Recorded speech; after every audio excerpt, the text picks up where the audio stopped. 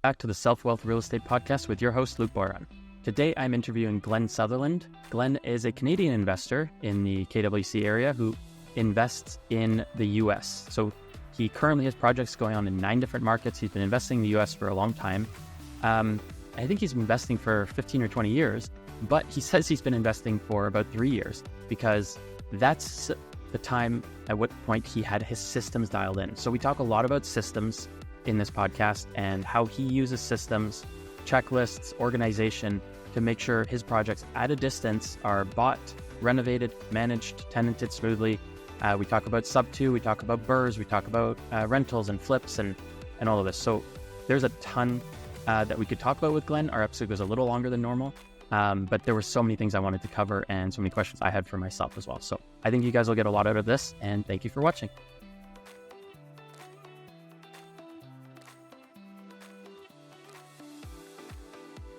For the show, Glen Sutherland. Oh, thank you for having me, Luke. This is I'm excited. Let's get into it. All right. Well, tell me a bit about yourself. What did you do before real estate? What's your backstory? Well, even while I was doing real estate, to say what I did before. So for a lot of period, I was doing real estate and a job until I converted it into a full-time gig.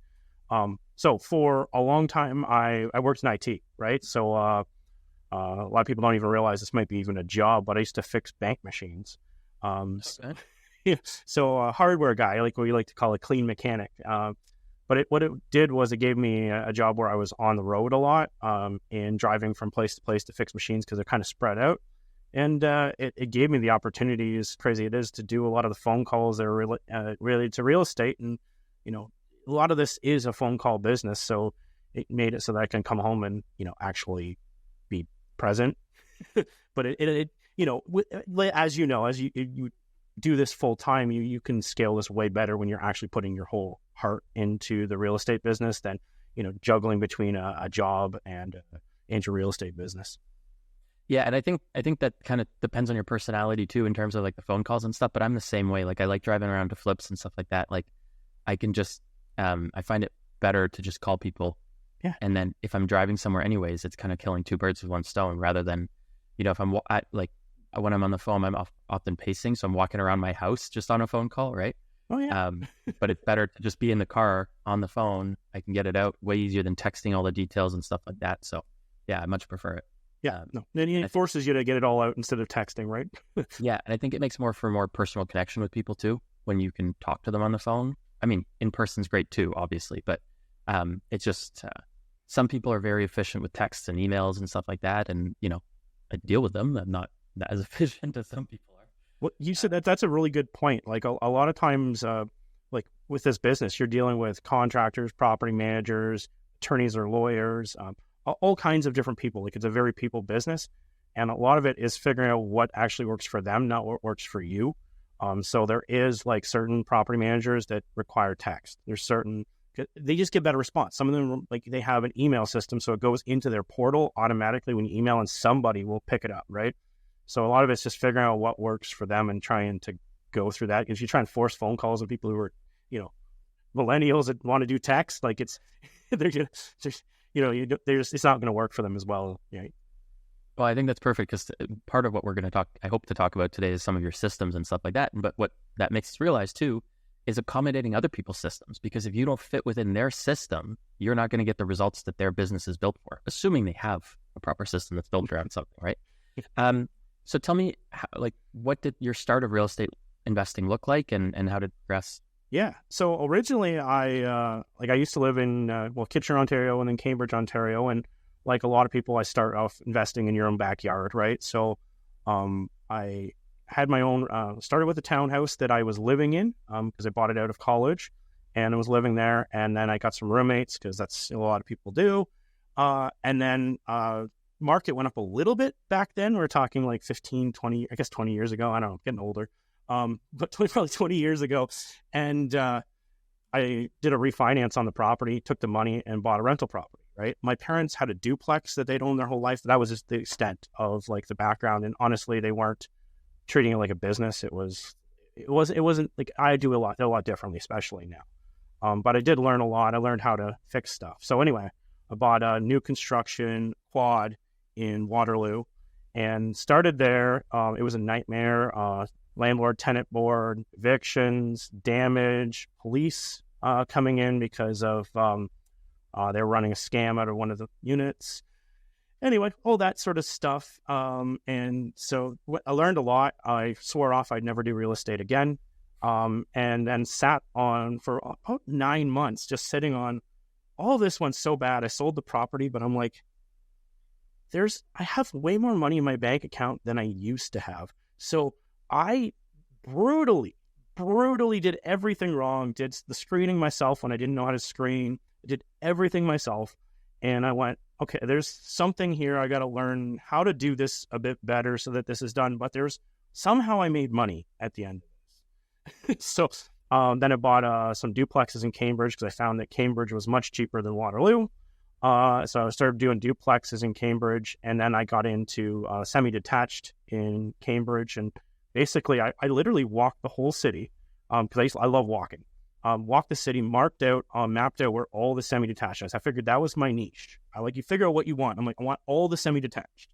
And so I started, and then I just started, not really the mail campaign at that point, but basically canvassing those areas to figure out where I was going and started to grow that out. So, and then got some realtors who were interested in what I was trying to do, grew that up. And then what happened was I started to have a problem in my business where all of a sudden I used to buy these things for, people are going to laugh at the prices, but I used to buy them for like $175,000. And all of a sudden I was selling them for $350,000, $400,000. And I started to have to buy them for like $300,000. And my brain just was having a real hard time paying almost double what I used to pay for them. And I was trying to typically the way my process, which is kind of crazy, I wouldn't even do this. Maybe I would, but I used to buy them light renovation with just me, not hiring anyone, me go in, me do everything. Because I lived in Cambridge, I'd moved down to Cambridge, and I started doing everything myself, taking time off work to work, which was insane.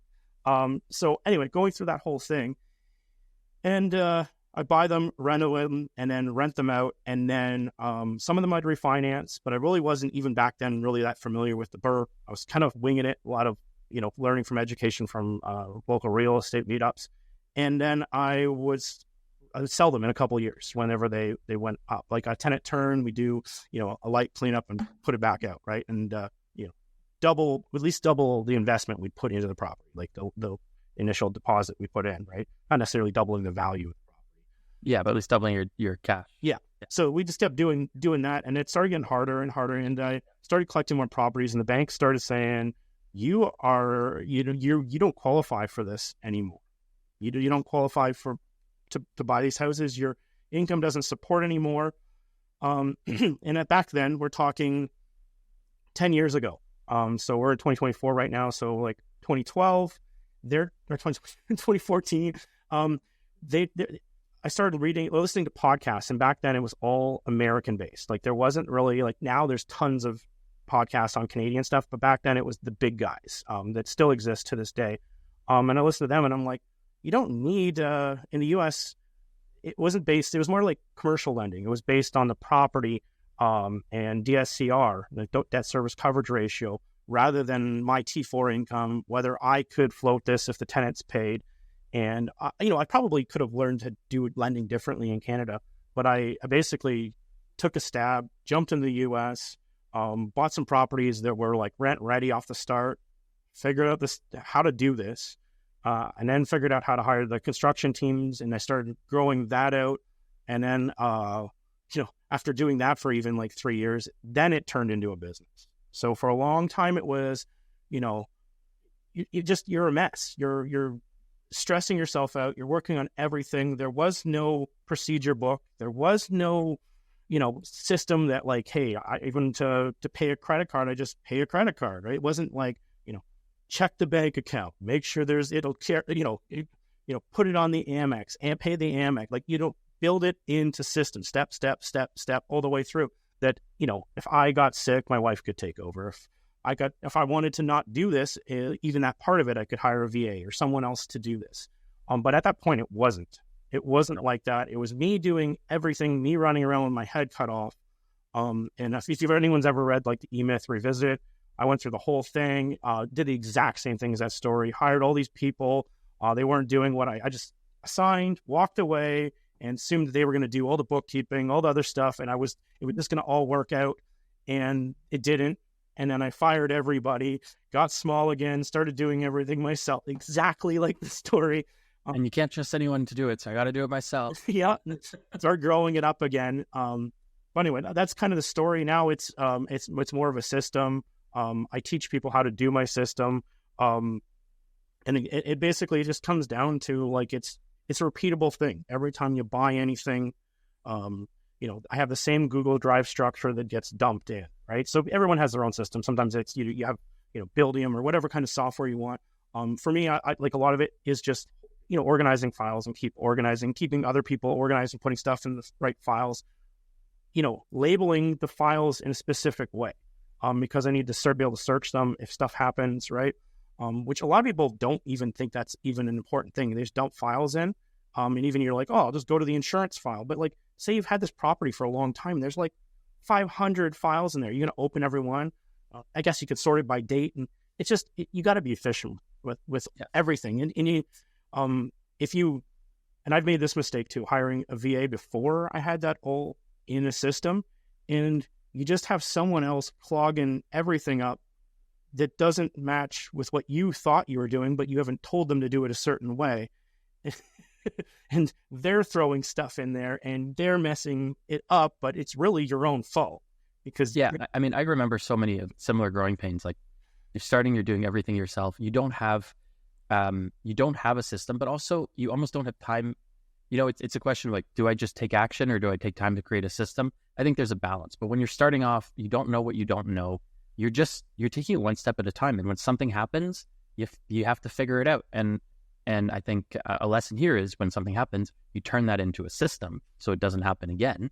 But when you're starting, you're working your job at the same time. There's so many moving parts. You're just trying to keep things moving. And it's not about building the whole system and business at the time. You're just trying to get it done. One thing I was going to ask too, when you did, all the construction yourself, do you find that having done that now helps you understand like dealing with contractors better and what goes into construction for a project? It does. It does help, but still I forget stuff, right? But it does because once you've done it yourself, you realize that framing a door isn't like 5 seconds.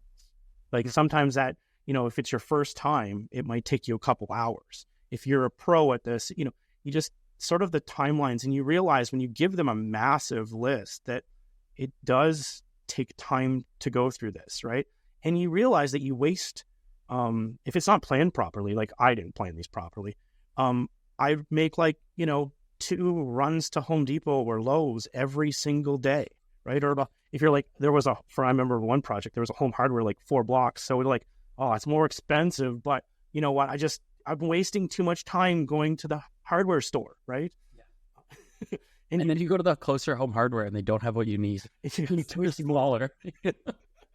Yeah. No, I think having gone through that, I mean, honestly, even having, I don't know if empathy is the right word, but almost empathy for contractors, or empathy is maybe not the right word, understanding of what's happening. Because sometimes, I've dealt with some people who aren't familiar with renovations that I'm working with on a deal.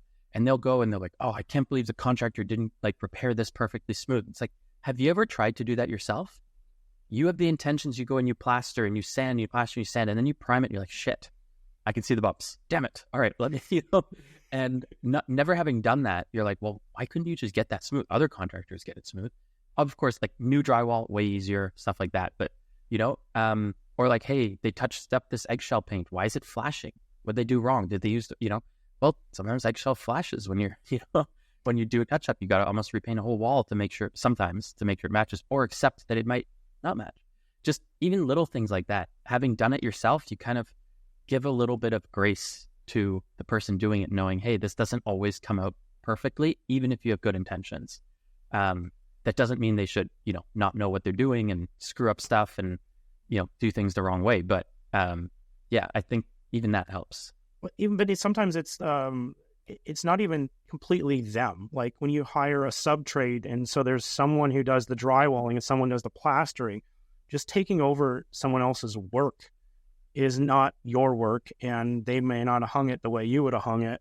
And it happens with all this stuff, and they are doing these sub trades, whether, at least with me, like, especially since I'm not there, like I manage my construction remotely now. And a lot of times they are hiring sub trades, and that's how they get it done, right? Because they're busy people. And that's what contractors are supposed to be. If they're not, then they're in trouble. Yeah. Yeah. Yeah. So it's not perfect, but yeah. So I think so before we get into, because I do want to get into systems, one of the reasons I want to get into systems is you seem to have very good systems in terms of managing renovations remotely, purchases remotely, all of that, managing rent tenants as well. For me, I find it difficult. I mean, I'm in Ottawa. We do a lot of our flips in Ottawa. Our construction manager's in Ottawa. So he's boots on the ground and checks in on the properties. I check in on properties regularly. I can check in on them to make sure I want to buy them, that we can handle the renos, etc. So we can handle much bigger renos here. Sometimes when we do renos at a distance, we have a lot more go wrong. It's a lot harder to manage. So I definitely want to get into your systems for all of that. There's things I'm sure I'm going to learn from this, and I'm excited for that. Before that, can you tell us what are you doing? What does your real estate investing look like? Where are you investing? What types of properties? Tell me what's going on. Yeah. So what we do is we, as a whole, like as a generalization for what we do, is we basically buy properties all over the United States. We renovate them, at least almost all of them, unless we got a killer deal on something that's cheap and turnkey, which is pretty darn rare. But it does happen. But we basically buy stuff, we reno it, and then it's just executing on different exit strategies. So if we were going to renovate it and then rent it, if it's a multifamily, we'll just do a traditional rental. If it's a single family, we typically do a lease option, like a rent to own on those, because I don't know if we want to go into that. I'm sure you've had guests talk about that, but there's a ton of perks to doing rent to own, especially on a single family. Some of the single families will renovate and flip. We buy stuff subject to, which we're actually like working on a deal right now, hoping that we can get that closed in the next week or so. We do contract for deed, which is kind of like seller financing, only the deed stays with the seller through the property, whereas in a sub two, the deed moves to the buyer. Basically, we do a lot of creative strategies. We do sandwich leases, the lease options, subject to the options out, the wholesaling. But I'm not a wholesaler. So whenever people do that, I'm like, yes, I'll assign probably like 3-4 properties a year. It's not my business. But when there's an opportunity, and sometimes you have stuff under contract, you're like, this might not be what I'm looking for, but there's other people that are looking for this, and I've already done the work talking to the seller. So it sounds like you invest very opportunistically. Yeah. I have a similar philosophy. Now, what's your thoughts on kind of what's worth doing? And at what point are you spreading yourself thin or using too much of your time on a complicated strategy? What's worth versus like, hey, this is worth it. Like, yes, I'm going to spend more time figuring out how to do subject to on this one, but it's worth it. And I'm going to do it. Well, in all honesty, maybe I'll say what's not worth it. In most cases, like everyone loves subject to. It's one of those things where people love it because you can typically get into these properties. You're inheriting someone's mortgage they set up at like 2% or 3%, where the mortgage rates right now are 6 or 7, or even as a foreign national, it could be 7 or 8, or even higher, depending on, how they grade you. But if you can inherit those mortgages, people like Canadians, it's like it's the sexiest thing ever to take over old mortgages, right? The thing is, a lot of times those don't work. The value, what they want for it is too close to what it's worth. I don't buy stuff for what it's worth. I need a discount because otherwise, honestly, people say that's investing. I'm like, that's not how I invest anyway. You're waiting. I want to have instant equity. I need to know that I could get out of this property tomorrow if I needed to and still not lose money on the property. So honestly, mostly subject twos, when it comes down to that, most of them don't work. But there is situations where you can make them work. One of the reasons they don't work is because typically when Americans put mortgages on properties, they use maximum leverage. So they buy it at fair market value, and then they leverage it at 97% loan to value. They put 3% down, or if it's a VA loan, a Veterans Affairs loan, they'll put nothing down. And that basically it takes a lot of time to pay that off, and you don't pay much off at the start of the year, at the start of the loan. So it just takes forever until it's actually worth buying. So it just doesn't make any sense. That's the hard part with doing those. But people really love them. Where I think the opportunity right now is honestly doing the BRRRRs. I did a lot of flips over the last couple of years, but depending on where you think the market is, and the way I look at it right now, and I've read a lot of articles on this, so this isn't my own idea, but I believe we're in like rolling recessions right now. So it comes up and goes down and up and down, and it's different markets or different industries that are affecting the real estate market, which is causing ups and downs on it. But I don't feel like we're at the top anymore. And if you're going to do a BRRRR, you can, buy, renovate, put a tenant in there, create some value, buy this thing cheap, have a lot of equity in right from the start, be able to refinance and pull your money out, and then just wait for this to get better, right? A lot of people, because of the Fed not promising back in December that they were going to do 3 interest rate drops in 2024, but haven't done any yet. A lot of people are waiting. The thing is, if you wait for them to do that, what's going to happen is when the interest rates drop, people are going to go into the buying frenzy and the prices are going to go back up. The people who are willing to sign new projects, or you can get them from wholesalers at the discount, they're going to want more, right? The market's going to push up. So right now, I think the opportunity is buying something now, right? And then waiting for it to go up. But like I said, I don't buy at fair market value. You need to be buying at a discount so that just in case, because I'm wrong sometimes, like all the time. So it's, maybe we are at the top. And if you are at the top, you need to make sure that there's enough room in there if the market does drop more, that you're not upside down on these properties, right? So BRRRRs are there. Flips are harder right now. We're doing flips. They're just what used to sell in like a week or putting it under contract in a week is now taking a month, 2 months, sometimes 3 months to get them under contract. It's just, it mostly just screws up your numbers because you're like, hey, we're going to renovate for 3 months. We're going to put it on the market. And in 2-3 weeks, we'll have this under contract. It'll take 2 months for an FHA loan or a VA loan to close or conventional. And then, it'll be a 6-month project. And then whenever it takes, your contractor goes a little long, everything goes long, your carrying costs get screwed up, it just takes longer. It changes what the profit is in the whole project. So that's a tough spot right now. I'm still doing a lot of your flips in areas with higher higher times to sell. So not necessarily. Like when you look at them, they say they should be like, the days on market number should be under 30, right? But it all depends, right? Well, I mean, and that's not a perfect, but I do, like for my own flips, I kind of have this, I have a philosophy where generally, and we're probably talking different price points, but generally I wait 2 or 3 weeks and drop 25 grand. Yeah. That's what I do. Because if there's enough sales in an area in a certain amount of time, price is going to be the biggest deciding factor. And if it hasn't sold, people probably think it's overpriced. So that's not a hard and fast rule. And I think even within your systems, there's things that aren't hard and fast rules. If it's a more rural property, there's going to be fewer eyes on it in general, and it's less price sensitive, and it's more about finding the right person. That doesn't mean, it doesn't need to be priced right, but it's going to need longer exposure to get the right price. We were recording this in March break passed recently. There's typically fewer showings during March break and the weeks around it because of, the holidays. So, or people's kids being out of school and things like that.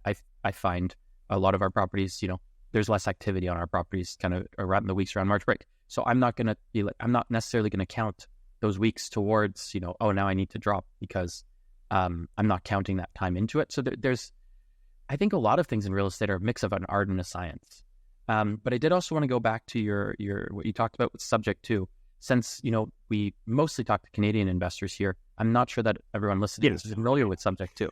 Can you give us a bit of an explanation? And I mean, you've kind of talked about it a little bit, but can you give us an explanation on what subject to is and how it works? Yeah, so it's something I've heard that there are some ways you can possibly do this in Canada, but it's kind of quasi-legal in Canada where it's legal in the U.S.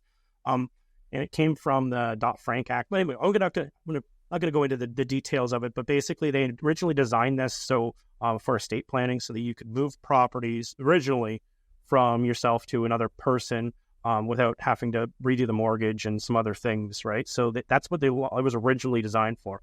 What investors have been doing is it's an ability to split the deed and split the loan on the property. So you could buy a property, kind of like seller financing, but they're going to just hold the deed, they're going to hold the loan on their credit report, the seller, and you can take the deed. So you're going to have control of the property, and you can basically inherit their older rates. And the risk to this is the due on sale clause. So there is the possibility that the bank could pull the loan and or call the loan and say, hey, we're not allowing this. I've actually interviewed a bunch of banks, and the common background to them, or what I was trying to think of the right word, but the way they look at this is that they're in the business of collecting on these loans, right? And they go through, like in the US, there's a lot more foreclosures than in Canada. And if you're paying, they really have no reason to call the loan. When they call the loan, it's because you've been late on some payments, and there's a reason to call the loan. They're in the business of collecting the money, even if they've set this loan up at 2% like 5 years ago, and now the interest rates they could have got a 6 on it or something. They're in the business of just collecting the money and running the loans through the process. So it's often those loans have been sold by the banks too, right? Am I understanding? Sold to like through government agencies or sold, right? A lot of banks fund loans and then sell them. I believe through FHA, or at least that's what FHA loans are. So they're not even on the bank's books, so they don't really care. They're kind of collecting for someone else. Yeah, that's what an FHA loan is. They're going to securitize, or they're going to get the loan, collect their money on loan origination fees and setup fees for doing the loans, and then sell them in the secondary. They call it securitize the loan, then sell it on the secondary market. And your grandma, or a lot of times insurance companies, buy them. Yeah, exactly. So I think the idea here is, let's say, someone bought a house a few years ago. They got a $200,000 mortgage on the house. Now that house is worth $250,000. You go, hey, I want a discount, so I'll give you $220,000 for this house. But I'm giving you $20,000 now, for example. Yep. And you stay on the mortgage. So you move out of the house, you get your $20,000, but the mortgage is still under your name. So now me, Glenn, in this case, I just pay that $200,000 mortgage, but I own the house that's worth $250,000. And and that could be even with less. It could be with no money down. It could be with a lot more down, right? There's varying degrees, but you're just paying the mortgage off. And one of the benefits for the listeners who aren't familiar is Canadian mortgages work different than American mortgages. Yeah. It's very typical in Canada to have 5-year terms, but a 25-year amortization, which means that, for people who aren't familiar with the amortization tables, it's really good to understand how they work if you're going to be investing, especially in long-term properties. But, as Glenn said, you pay on your 25-year term. If you look at your schedule, most of your money goes to interest at the beginning, and a little bit goes to principal. And every year, your principal gets paid down a little bit more and more, and less goes to interest and more goes to principal. So in the last few years of your 25-year mortgage, almost everything you're paying is paying off the loan. But in the first few years, almost everything you're paying, or usually, depends on the rates and stuff, but more than half is typically to interest only. Yep. But that's the 25-year amortization here. We also typically have 5-year terms, or less is pretty common. You can get a 10, but it's not common. So the most common is a 5-year term here. That means you're locking in your fixed or variable rate for 5 years only, and then at that point it adjusts for the next 5 years after that, and so on and so forth if you keep the house. In the States, and my understanding, what's common is you get a fixed rate that doesn't change, and it stays the same for 30 years. Your amortization and your term are the same. So what Glenn's saying is, if you bought this house 3 years ago and you have a $200,000 mortgage on it, let's say it hasn't changed. Yep. There's 28 more years that Glenn has that amortized over to pay at a 2 or 3% rate if they got a good deal on it at the time. So he can just continue paying that loan. It's practically free money compared to some of the other stuff right now. So it can be worth almost paying close to market value because there's a certain value in the loan itself. I mean, if you look at, if you've ever taken like a finance class or studied like personal finance and time value of money, and you put time value of money into a calculator and you compare it to what you'd be paying market rates now versus their discounted mortgage rate, if you take that $200,000 loan and compare it to current rates and what you'd be paying over the life of the loan, bring that to present day at current rates, that might be $100,000 payment, a mortgage in reality, in terms of what the payments are, right? So from a cash flow perspective, that like you could be paying market value for the property because their loan is the deal. Sometimes the deal isn't the property. Sometimes the loan is the deal. So I think subject to is such an amazing possibility to get into. I love that you talked about like BRRRRs being opportunities. I feel there's kind of some opportunities in the same way in Canada, in that if you can get into a property that cash flows a small amount now, and that could be, you know, Bill 23 allowing you to do 3 units in a house, or getting into a multifamily and you get, you know, a loan. When the market changes or rates go down a bit, you're taking a deal that worked a little bit and now it's working a lot more. So I think there is opportunities. I find a lot of them need a lot of work, but I do find there's opportunities with like converting single family homes into triplexes right now. If you can find inexpensive ways to do that. I personally like when there's an addition on a house and you can take like a 300 square foot addition and turn that into another bachelor unit. The cost to conversion versus what you collect in rent, because units don't rent, like the rent income is not proportionate to the unit size. So I think there's opportunities there in Canada too, but I agree with what you're saying on the BRRRRs. Now, I think it's really cool all that you're doing, and you do this across the states. So what I have to understand is, how do you do all of this? What do your systems look like? What software do you use? What technology? What does this look like? How do you, let me know, like with your top stuff, how do you go from finding the deals all the way to managing through all the renovations and tenants? How do you do this? I think a lot of it, in my mind, is not fancy, like as a lot of people would think, but it's about like every time you do this, or starting to do this, right, is to start to keep track of everything you've done, right? Because you just repeat the same stuff over and over again. So it's, for me, a lot of it is building templates for everything in my email.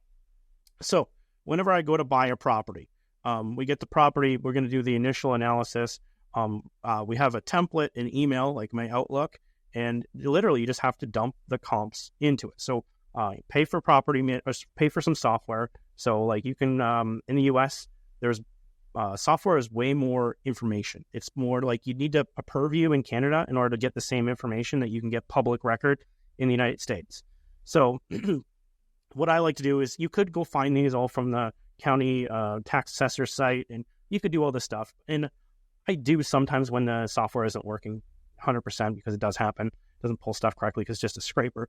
But you get like a prop stream, an REI Pro, a deal check. You get some piece of software that's going to be a scraper and scrape all the information for you. You put it all into your template. And so then the templates just automatically build other templates. And so you don't have to verify everything, right? Because I don't trust myself.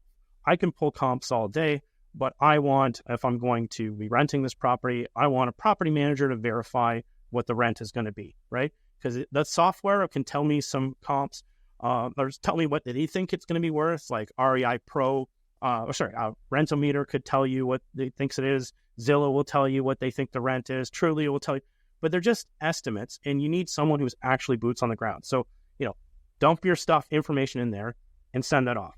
If you're going to be flipping this, you got to find someone who's going to be the realtor involved in this, because I want them to verify.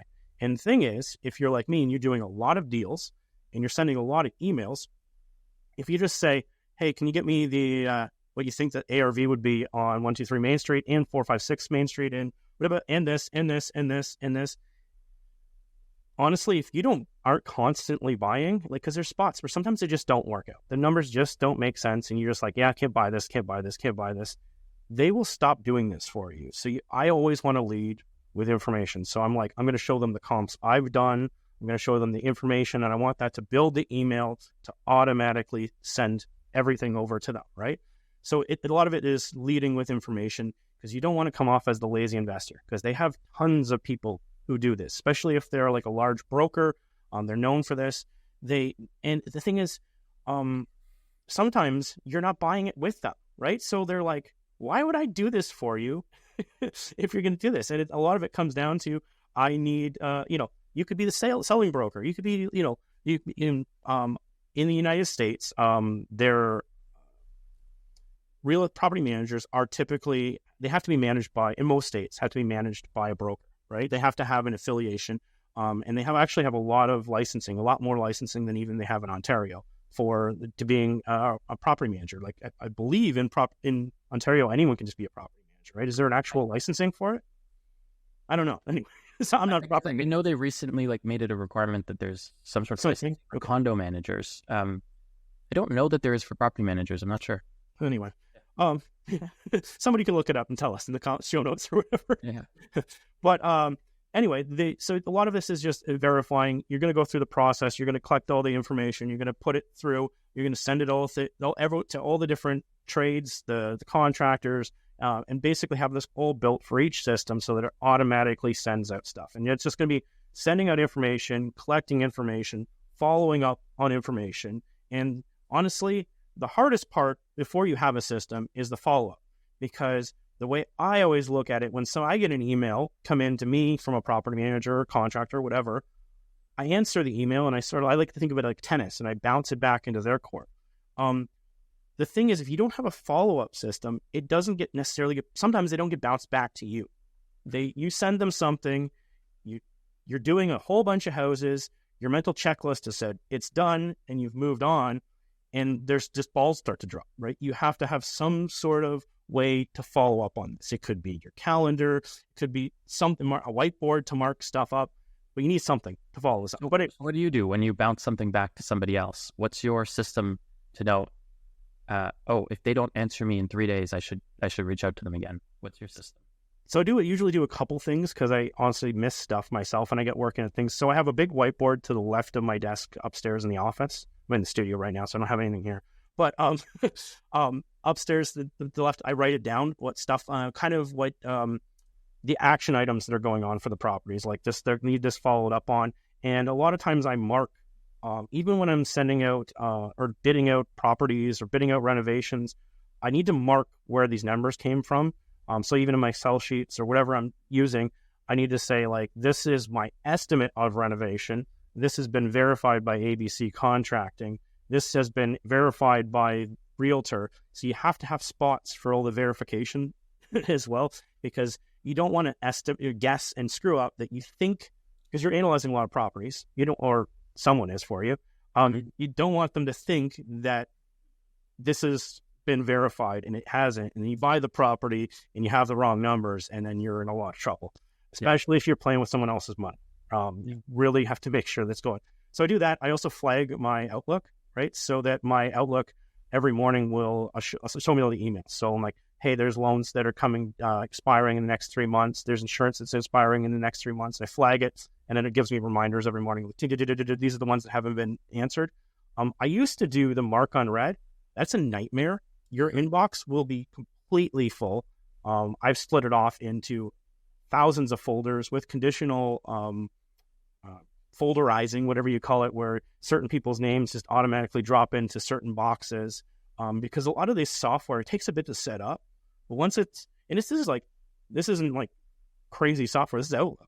You can organize a lot of this stuff to you, but it takes time to set it up, and you make some YouTube watching to set this up. Honestly.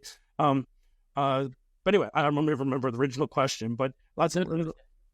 No, I think that's good. That was kind of how you follow up or on stuff that happens. Yeah, and then so it just goes through the whole thing. You're for it's a lot of checklists, right? Is working your way down checklists, and your checklists aren't like send money to the title company. It has to be like, this is what the title company, the list of items they're going to need. Like, for instance, they're going to need, depending what you're doing, if you're refinancing or purchasing, like they might need the leases. They're going to need your information, your ID, the lender's information, and you basically going through the checklist, send, and verified, and make lots of checklists. Because as you're doing everything, you can literally just follow through checklists, like, because it's the same thing you're doing over and over again. Yeah, and I think it's not the fanciest. It's just a lot of organizing. I agree, and I think for people listening, we have a lot of systems in my company. I mean, we have, 35 employees. There's a lot of systems to keep all that organized. And that's down to like we use Dropbox often for keeping our files for properties. We have a naming system. Like if you start a new folder, and let's say you're a sales rep in this area, it's going to be in this folder, this subfolder, this year, and then you're going to have like the city name, the property address, and it's going to be in the same order. And then under that, you're going to have like a media folder. It's going to have a specific naming template that you use so that we always know where to go for similar stuff. Because when I had one sales rep, they just did their way. Cool. Yep. And you get multiple sales reps, and now each of their sides of Dropbox look different. And as you grow and grow, everyone's looks different, and you can't find stuff when you're looking. Okay, well, now we have a way of doing it. We have a way of naming it, and you follow it. I would never have considered myself a systems person. But you have to realize, for people who feel the same way I did, that I'm not a systems person, is you do have systems, right? And it's down to my contractor in Toronto. When I was starting flipping, every flip, they would leave at the end of the day, they'd shut water off to the property. If there was some new plumbing done, if it was winter time in case heat goes out, they just shut water off at the end of the day during construction times, right? They just shut water off at the end of the day. Now, we didn't do that for years, but, as a lesson I've learned, because we've had a few small floods and leaks, and it could have been worse over the years. It happened again this winter that, to be fair, this wouldn't have stopped at this new system probably, but once we've sold the property firm on the MLS, we shut the water off to the property. And then this is where it becomes a system, right? It's, and because I have a team, I'm able to tell them, hey, create a system around this and make sure it's done. Whereas before it would have just been something I did, and I would have had a system without knowing it was a system. Now I have a team tell, this is our new system. You're going to go in the property, you're going to shut off the valve, or if it's on a well, you're going to turn off the pump. You're going to hit the switch. You're going to take a picture of what you turned off, the switch or the valve. You're going to send it in the chat if you're just in the construction chat, or if you're talking to the realtor, you can send it in the construction chat. Someone's going to send it to the realtor, our realtor who sold the property, and our realtor is going to send that picture to the buyer's agent and say, by the way, the water was shut off. This is the valve or the switch that was shut off, so that if you walk through the property at your next viewing or whatever and water's off, you understand why there's no water in the property. You're not freaking out that water doesn't work anymore, the well failed, blah, blah, blah. Because that would be a result. They come in, they run the taps. Now the pressure tank is empty in the well, right? Because there's a pressure tank typically on well systems inside. It's like a balloon of air that keeps pressure. Well, it keeps some pressure after you turn the switch off. If you run the tap dry, that balloon empties. And sometimes you got to take like a bicycle pump or a compressor to the top of the tank to refill it with air once you've drained it. So, there's just, by letting them know these things, you're preventing these from becoming issues in the future. Are you a savvy real estate investor looking to maximize your profits? Well, if you're buying properties off the MLS, you're not making as much as you could. The most lucrative way to boost your bottom line is by acquiring investment properties off market. By buying privately off market, you're able to save tens of thousands. Now, the problem is finding off market properties is really hard and takes a lot of time, effort, and money to do. Bliss is your number one source, delivering exclusive deals that you will not find on the MLS directly to your inbox. Bliss's extensive network and insider connections gives you access to properties that are not publicly listed and at a discount. We've helped hundreds of investors across Ontario and BC source the right properties at the right time for their portfolio.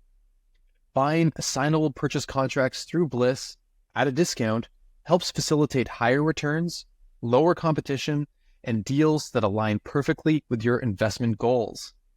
From start to finish, Bliss's world-class team of real estate professionals makes the process seamless for all investors. If you're ready to elevate your real estate investment strategy, visit us at offmarketbliss.ca to join our buyers list and start receiving exclusive off-market deals directly to your inbox. The most profitable opportunities await, and they're exclusive to you and our valued buyers list members. For your next project, check out Bliss, the go-to source for off-market deals.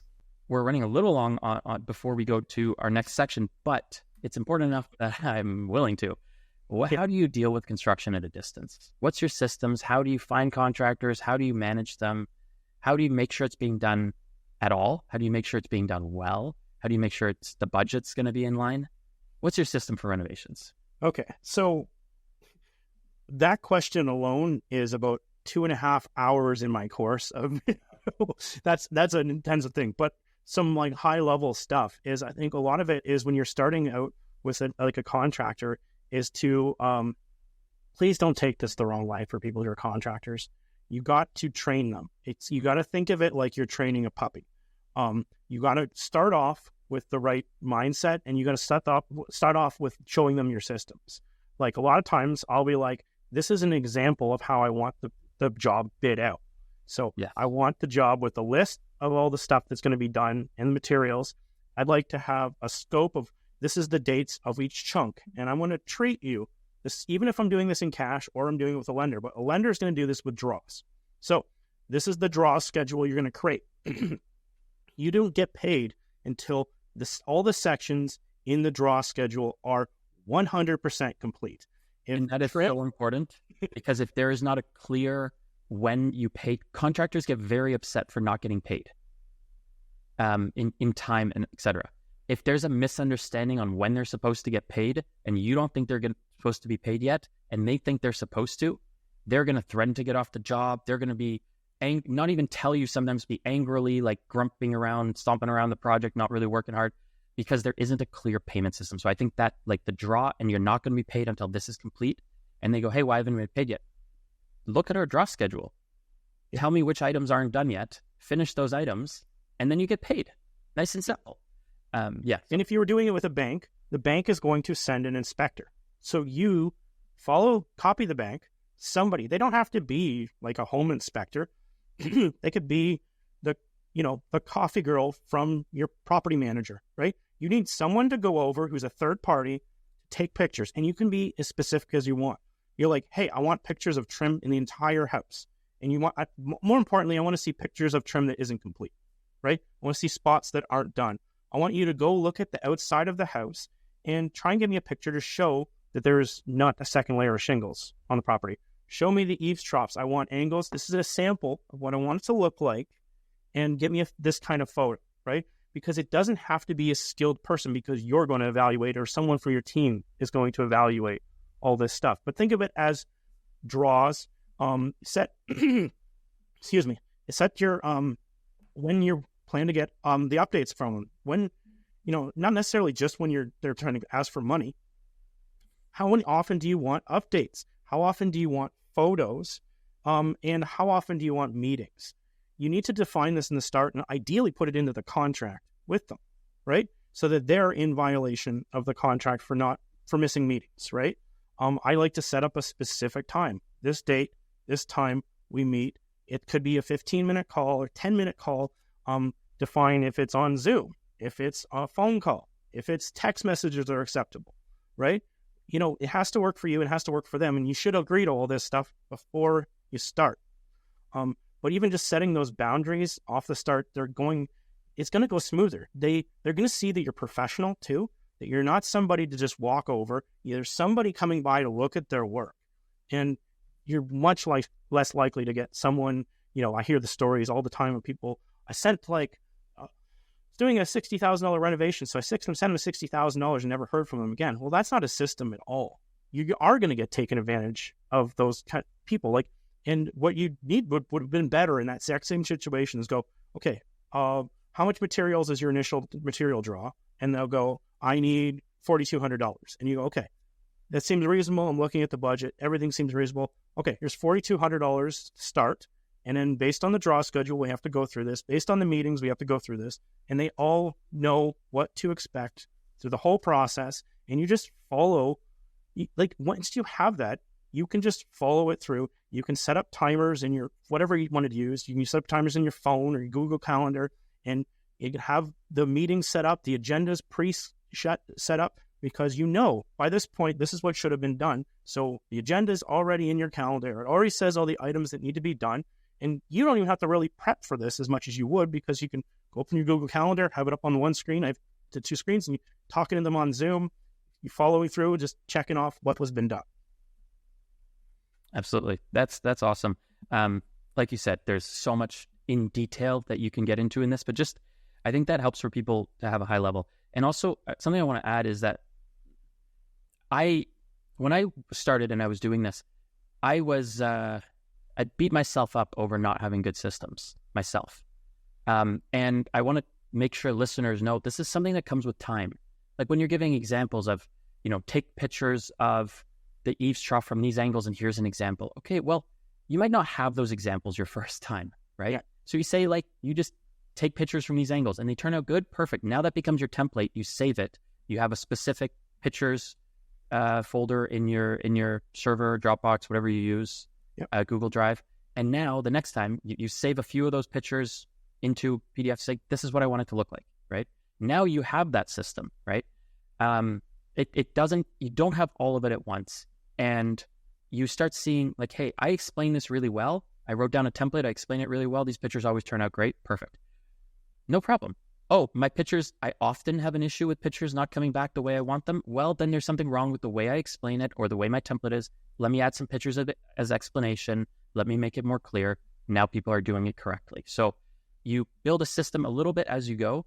And I think it's great that you provide training on that so that people can kind of jump ahead a little bit in what it is that, like, to have a system that they might not realize what they need yet.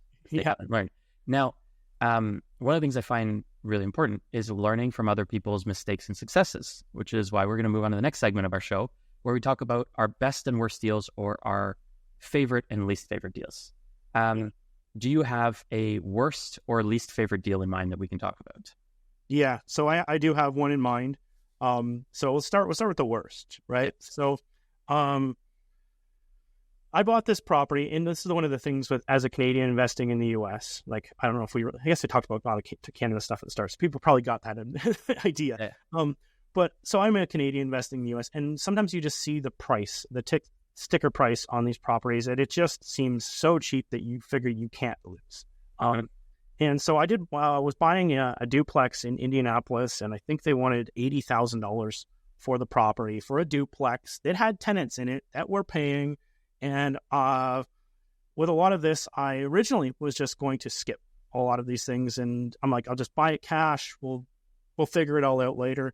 But with me, I like to raise money on almost every project now. I like to raise money. So when I was doing this, I took on a partner who had exactly enough to do the financing. So the down payment for financing. Also, that should be a red flag. That shouldn't be their last dollar. When you start, you're just so excited. This is a property I did a bunch of years ago. You're excited for anyone to invest in your project. And if it's their last dollar, don't take their last dollar because it will add a lot of stress to both of you. Anyway, so we went to buy this property. And in the United States, there's no real recourse for appraisals. So if they appraise the property that say is worth, $80,000 for $10,000, that's fine for the bank. If they appraise that same property for $300,000, there's still no recourse to this appraiser. So a lot of times they're supporting the bank.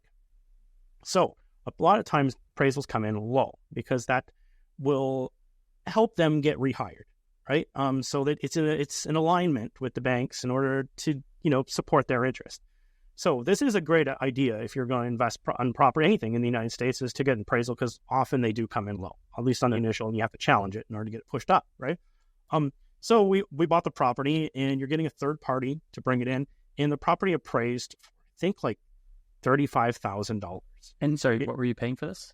I think it was 80. Like, this is a cheapo property that I thought was like the biggest home run ever, right? Mm-hmm. So anyway, we got it worked with this great negotiation tool. We got the property for $35,000. Okay. Well, but we now can no longer qualify for financing, right? Mm. It's way too cheap. No one would touch it. So we had to buy it in cash. And the partner I was working with had the $35,000, but didn't really have much for the renovation budget.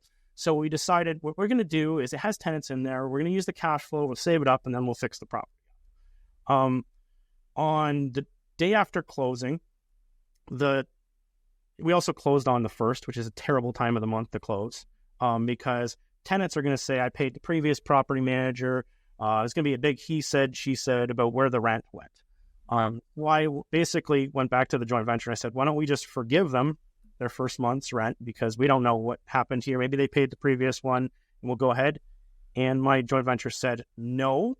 One of the reasons we picked Indiana for this, to do this project, was because the landlord laws, we can basically evict with 2 weeks notice for any reason we want.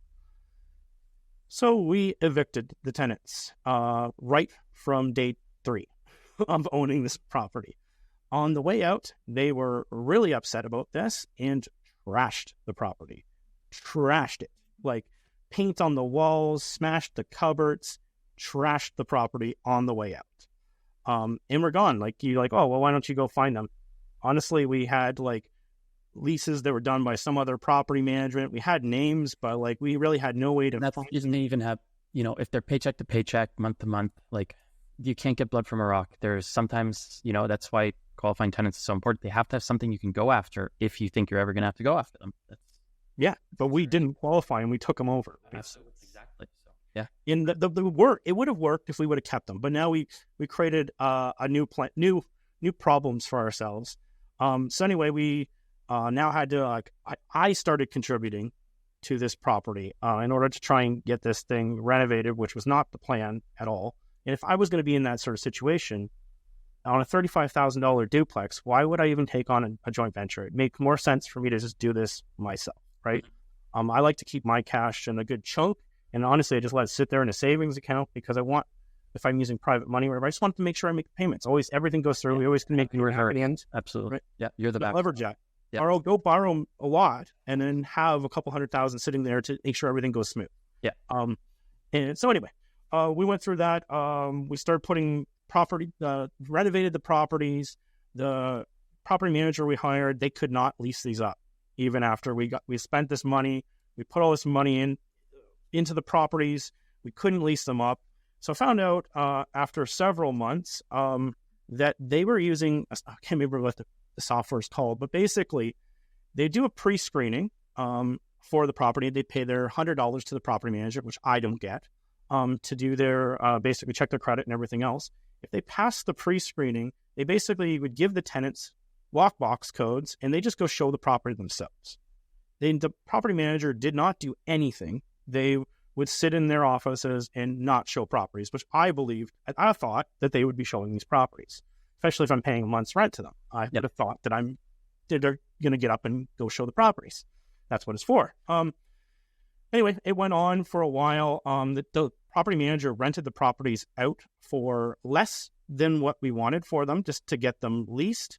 So we wanted, I think, $850 per unit. These are side-by-side duplex or two semis. Uh-huh. And we thought that it would go like that. They ended up, one side was a 2-2, like 2-bedroom, 2-bath, and they rented that for $500, even though we wanted $850. And the 2-1 side, they rented that for $750, even though we wanted $850, and they didn't get approval from us to change that or anything else. The tenants they put in were not properly screened. They did not pay well. Anyway, I had to fire the property manager, put a new property manager in. They instantly saw what the issues were and why they couldn't even lease up those properties. The tenant on the 2-bedroom, 1-bath side moved out on their own, and we filled it up with a $950 with the new property manager. The new property manager actually walked the property, found out that there was a cable that was hanging from the ceiling that was terrifying everyone. That's why no one would rent the property, and they had to take a discount. I was like, how much is it going to cost to get someone to put it in a box and put it up in the ceiling? This is in the basement. Yeah. And they said, we probably do that for $40. And I'm like, let's do it. And it rented instantly because it was just scary. It was a scary cable. Yeah. So anyway, we got to the end, we had now rented it. We had a unit for $750 and one for $950. We went through a lot of pain with the property because this is one of my worst experiences. We ended up listing it for sale. And then we did do a price drop. And then when we ended up selling it, after all of the expenses and money we put in, I think I got a check for $1,500, which was my half of the joint venture. And they got a check for $1,500. So, and that's without taking any rent draws or anything. So it was 2 years of pain. And it honestly, you can probably just hear from my tone, and that was an older story, that there was a lot to take away from this. A lot of, the way you even screened your property managers. I should have been asking how a walkthrough would happen. Like, how were they going to show the property? What was the procedure for that? What was their screening policy for that, right? A lot of times you just assume that that's all going to be good. But if you don't tell them that you need like a 600 credit score or a 500 credit score, or at certain levels, you don't need like 2 months or double the rent, or whatever that, I can't think right now, but whatever their criteria is, you need to know what they're screening for, because they all have a different criteria. And if you don't give them a criteria, they're just going to put a warm body in. So, and we talked about it a little bit. What lessons did you learn from this property? Well, that was the one, screening the property managers, getting an inspection done even after the renovation, right? To have somebody, like at the time, we just had someone go renovate the property. I didn't left this out of the story, but our first contractor agreed to do the contracting and then walked away after we closed. They said, never mind, it's too much work. Now that it was trashed, right? So with a lot of this, it was, because I didn't prepare for this. I just winged it. I was winging the story, but there was a ton of things. It's about the property management. It's about the contractor, how I set up these things. You started to realize that there's a lot of checks that should have been done. And at that point, like we talked about earlier about doing the contractor and the checks and everything else, it wasn't like that. It was just like he'd go do stuff and then he'd be like, hey, I'm done the painting, and so can I get $2,000? And you send him $2,000, right? And you didn't check it, didn't verify it, and you don't know if it was done or not, really. There's no photos until the whole thing was done. I think what I can tell from this is like this story and probably a few other painful experiences are what led to you building such good systems that you have now. I mean, that's why we need to go through these pains to learn. And that's also why I will talk about these on every episode of the podcast, because I think if we can learn from other people's mistakes, if our listeners can learn from all of our guests' mistakes and mine, they can hopefully avoid making some of these themselves. So some of the other lessons, like it seems to me that you learned is, as you were talking, just having a low price on a property doesn't make it a good deal. Raising money, make sure you're not, it's not their last dollar, so they can't put more money in should something were to happen. Something that I caught that you said is as well, like the partner was the one who insisted, or at least you allowed them to recommend kicking out the tenants at the beginning, where it wasn't worth it. Because I don't partner a ton, but when I do partner on properties, I'm expecting people to partner with me from my experience and trust me. And if I'm being second guessed all through the project, it's not gonna work out. I have my way of doing things. It's generally worked for me quite well. On major decisions, I'm going to ask, my partners what they want to do, refinancing decisions, bigger decisions like that. I don't want to leave them in the dark, but, there's a reason most likely that they're investing with me, and it's because of my experience and my judgment. And so they should be trusting that. And so if they're telling me to kick out a tenant and I think it's a bad idea, I'm not going to do it. Great. For the most part, unless if I'm on the fence about it, I'm like, I could go either way and they're really insistent. Sure. I'll work with that. But if I strongly feel one way and they feel the other, I may even at that point double check with someone else that I trust to make sure I'm not making the wrong decision. But in the end, I would go with what I would try to do on my own properties. That was a common mistake I made on a lot of the early properties, where I allowed them to have input, have too much control, talk to contractors. Like that's my job, not them. Like they shouldn't even have that phone number. Yeah, valid. Exactly. So I think lots of great lessons learned there, and hopefully people learn from those lessons, especially when doing things at a distance. Now, can we talk about one of the best or your favorite deals that you've ever done? Okay, so it's not because a lot of people are going to pick like what deal that made them a ton of money, but my favorite deal, it's for a different reason. It was one of those deals that nobody else wanted, or they wanted but they couldn't pull off. And I think a lot of this is solving problems in order to go farther with this. Yeah. So this was a property that was being sold as a foreclosure property. So when we originally went, and if you're doing this in the U.S., hire someone who is a foreclosure expert. A realtor every single one of them will tell you that they can buy foreclosures. But if you work with someone who is a foreclosure expert, they will know who to call at the bank, to negotiate this and understand how the process works all the way through. And you're not going to be fumbling around, because I've worked with both, and I thought anyone could do it. It's way smoother with someone who does this. That's what their job is. Yeah. So the property originally, she looked up the history on it. It went under contract 6 times, all for about in the 90s, 95, 90, 100,000. As you can tell, I buy a lot of cheap properties. It's also in the country, outside of Huntsville, Alabama. And it was cheap, but nobody could close on it. Went under contract, nobody closed. Went under contract, nobody closed. So a lot of things to think about, even if you're investing in the United States. If you're selling properties, they have to meet the requirements of those loan programs: VA, FHA, Fannie Mae, Freddie Mac, conventional. You need to understand HUD. You need to understand what they need for these properties. And what happened was this property would not meet the requirements of any of the properties, because it had part of the building touching the property line or within the area that was not acceptable. So nobody could buy it, right? So what I did was I came in and they said, oh, yeah, so it went all these offers in the 90s. And I said, okay, I ran my numbers and I said, it doesn't work for me in the 90s. So I told my realtor or expert, put an offer at $40,000. And the bank came back and laughed at me and said, are you insane? Look, check your history. We've put this under contract several times that. And I said, yeah, none of them can close. I'm going to close in cash, and I'm going to close here. I can put, the whole $40,000 in escrow right now, and we're going to close this. And my professional came back to me and said, so Glenn, what you don't realize with a foreclosure is you're actually negotiating with a robot, a computer. You're not actually negotiating with people.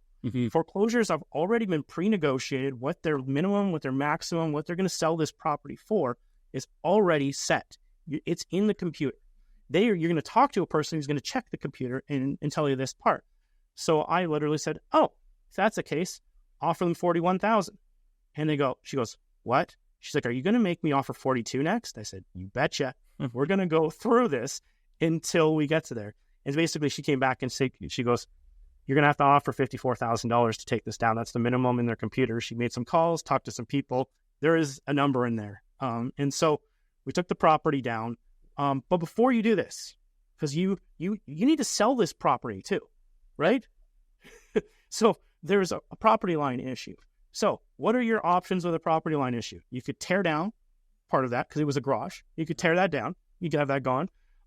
This was a detached garage. So there was like a 2-foot gap between that and the house. You tear the garage down. You could, I've seen on TV, they pick up houses and move it. So you could pick up the house. You can move it in the garage. You get a variance on the where the property line is.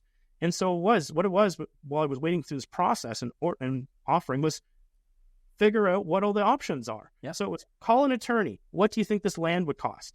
And who does this? Who does land severances? Or specializes in land movement and lines and everything. Talked to him and he goes, yeah, should be able to get it done with all your lawyer fees and everything for $10,000. You can move that line. And I said, okay, so we got a $10,000 number there. Called the company that picks up houses and moves them. I'm like, yeah, I just need to move it back like 20 feet and over like 4 feet. And they go, yeah, we could probably do that for about $10,000. Okay, all right.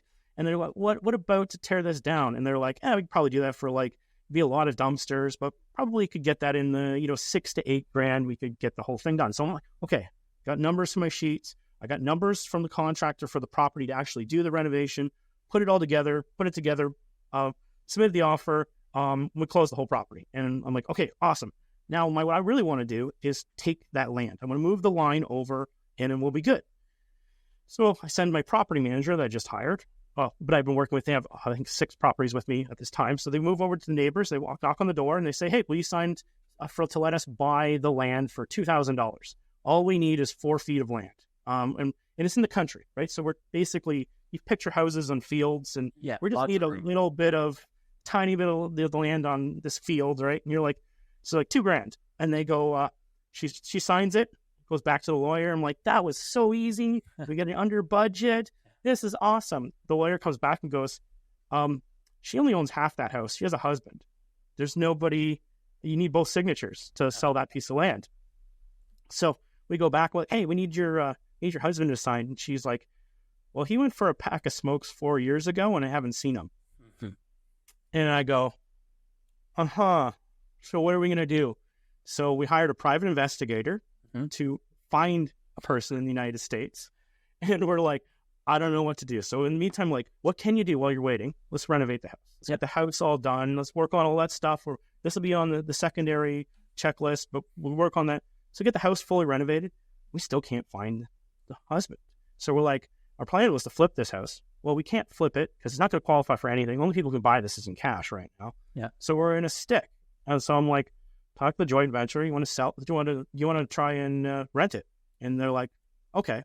So if you buy stuff in the country, especially with a big garage, there's a 2-car garage that has 2 cars deep and a second story on it, like a big garage. Okay. So there are people who want that kind of property with, 3 acres of land, really want that kind of property. Yeah. But there's not a lot of them.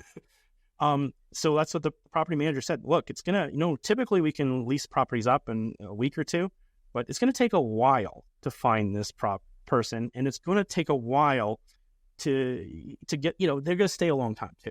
Yeah. This is what they want. Yeah. So, okay, we do it. It takes us 3 months. Get a tenant in there. They're paying perfectly. Everything goes. As soon as they move in, month 2 rolls around, and the private investor can come back and goes, found your guy. And you're like, we just put the tenant in. Yeah. We just paid for it in 1 month. And they're going to want to stay for a long period of time. So it turns out he's in prison in Tennessee. So we draw up all the documents, send a notary over to sign the documents. He wants more money. So I think we end up settling at $4,000 instead of $2,000 for the land. Send the notary back, and they released him.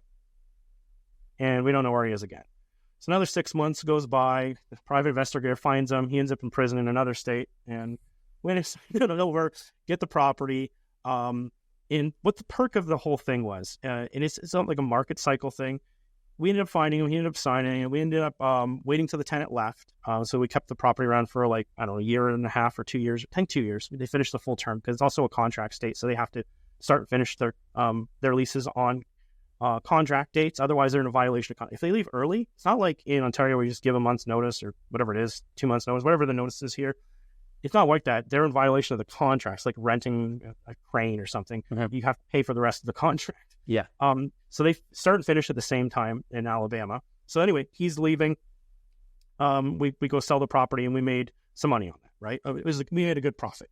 But part of that is that the market went flying during this period, right? So even for our ARV to where it ended, to tell you the numbers, it doesn't make any sense. Like we did very well on this. But you have to understand where this money came from. And even when people are telling you stories, you have to understand when they sold this property, because some of it might not have been that they did amazing things. That some of it is that the market just bailed them out. Absolutely. I've had properties where my last property I bought in Cambridge, Ontario, we screwed it up, did the ARV wrong, and we messed up everything. And we walked away with me and my partner, $30,000 checks each. It was the market. It wasn't that we did everything wrong. In the short term, good or bad, real estate fluctuates, and you can make good or bad money in the short term. In the long term, real estate is very forgiving. Like if you're holding a property for the long term, real estate's very forgiving. So what lessons did you learn from this foreclosure property that you bought? I think the big thing right from the start is I got a partner who was funded that we could do extra stuff. Mm-hmm. We calculated the risk ahead of time. What were the risks? What were the solutions to the risk? And we knew all of those things and had quotes on them before we started. So we had backup plans if we couldn't get that property line, because nobody has to sell you that land. Yes, absolutely. Right? It was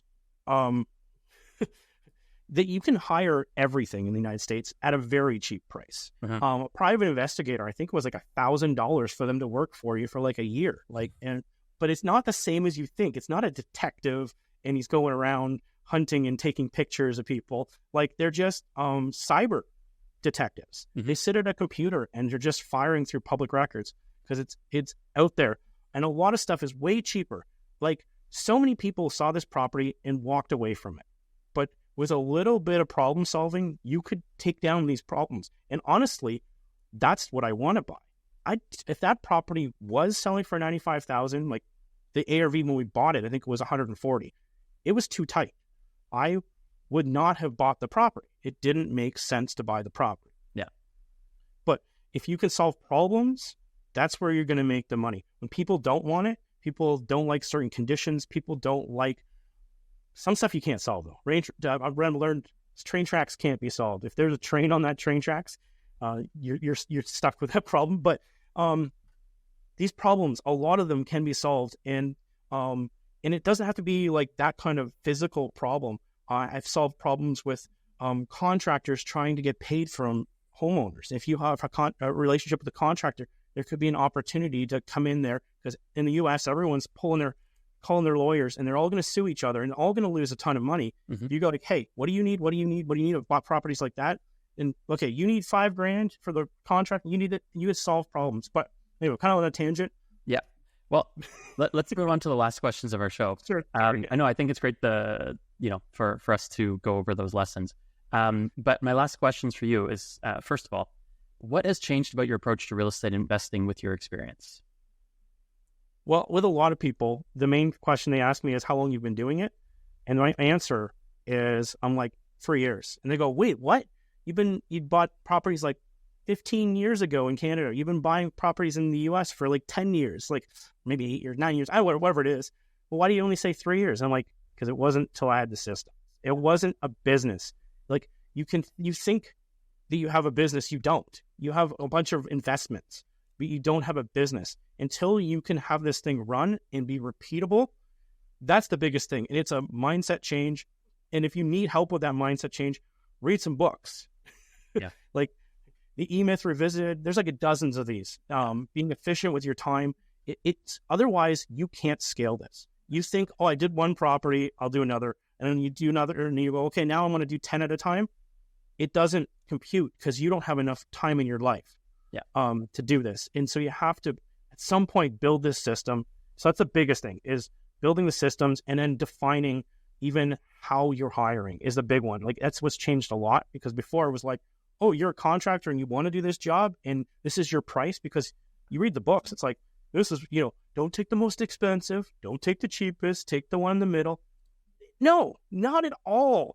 That might give you an idea of what items are missing on the scopes between them, right? Because some people are including a deck because it looks rough, and other people just don't include the deck, right? Yeah. You could find stuff like that, but you need to be figuring out how this is all going to run, and if they're even open to running with your system, because there are a lot of them are going to say no, right? So next question. If you could go back in time, what's one piece of advice you'd have for a younger you? Well, everyone's going to give you the obvious cheap, like, I'll just buy everything. Like, even in Canada, I would have bought everything. But I think the biggest one is I would have started hiring sooner. I could have built this in Canada back then if I did what I was doing now. The U.S. has tons of advantages, which I'm not going to go into, but I could have done a lot better in Canada even if I would have hired people out. Just thinking about me going there and renovating stuff, the amount of time ruining my vacations by working, just me going in evenings, your family life, it's not worth it. It is not worth it. You know what the most expensive expense you'll ever have is? A divorce, right? Yeah. It is not worth it. I got divorced. Maybe I should backtrack, but it's not worth it. You hire people and figure out how to hire people. Even if you're doing like a few properties, one at a time, even start hiring people, learn that way, then grow it. Do a proof of concept and scale it. Yeah. Right. All right. And the final question is, what is the most overlooked or the most overhyped investing strategy right now, in your opinion? Well, there's a couple. So I talked about sub 2 already. Mm-hmm. The other one is Section 8 in the United States. So government funded housing where they automatically deposit money into your bank account. It's the hottest thing for Canadians. They think it's the sexiest thing ever because they've already been dealing typically with, Ontario Landlord Tenant Board, or even Ontario Works paying the tenant that then has to pay you and they never get the money, right? So it's a really sexy idea that it goes right into your bank account. I've had problems where they send checks don't arrive. America loves checks still. Depending on the county you're in, some of them will do direct deposit. Some of them still do checks. Checks, sometimes you go like, if you're running like a business, you have people who want to get their draws every month.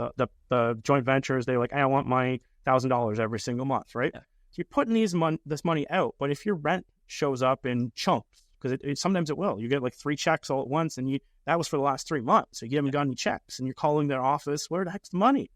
And then they do annual inspections for this Section 8, and they check everything. If you have a door handle that's a little iffy, it didn't tell you because they're like, it's not a big deal to them. Guess what? You just failed your inspection, right? Weather stripping. We just failed an inspection for weather stripping. We had to go back and weather strip, and then they do a re-inspection. Yeah. But like the smallest things, you can fail and battle these things. So it's like you're not battling. And also, typically these tenants don't have jobs. So they're a lot more wear on your property because they're home all the time and stuff like that. Friends over. Okay, so what you're saying is one of the most overhyped things in the U.S. right now is is investing in Section 8 housing. That it's not as glamorous as people make it out to be. Thank you so much for your time, Glen. If people want to find out more about you, I know you have a podcast yourself. So you want to tell us about it? Where can they contact you? Where can they learn about? You mentioned you have like a course on systems. So tell me about all that. Sure. So.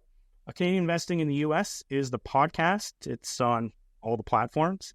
My coaching is glensutherland.com/coaching if you're interested in that. But even just book a call and let's chat about it, right? That's not a fit for everybody. Sometimes I won't get into it. Book a call. I'll tell you what it's about. Sometimes it's people want to build businesses. Sometimes it has a lot of different angles to it.